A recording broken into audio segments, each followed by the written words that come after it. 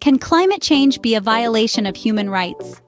This question found an answer in a landmark case at the European Court of Human Rights.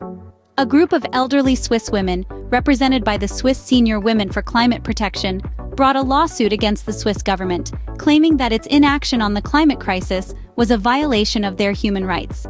Their argument was that the government's failure to meet the goals of the Paris Climate Agreement was resulting in adverse health impacts due to worsening heat waves. This case, the first of its kind, was initially dismissed by Swiss courts, but it found support from global human rights organizations and environmental groups.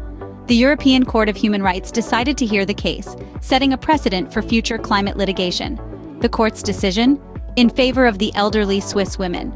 The court ruled that Switzerland's inadequate efforts to combat climate change were indeed violating human rights. Specifically, they were found to have failed to address climate change adequately, leading to violations of the right to a private and family life. The implications of this ruling are far-reaching.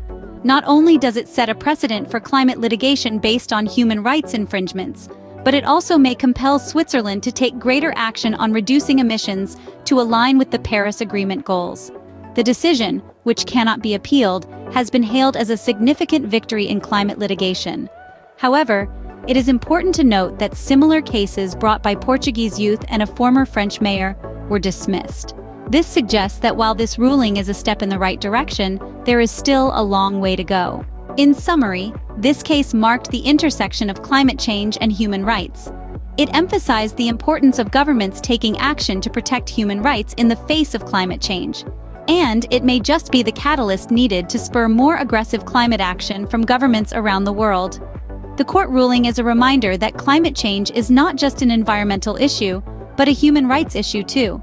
The fight against climate change is the fight for human rights, and this landmark case may just have paved the way for more climate litigation in the future.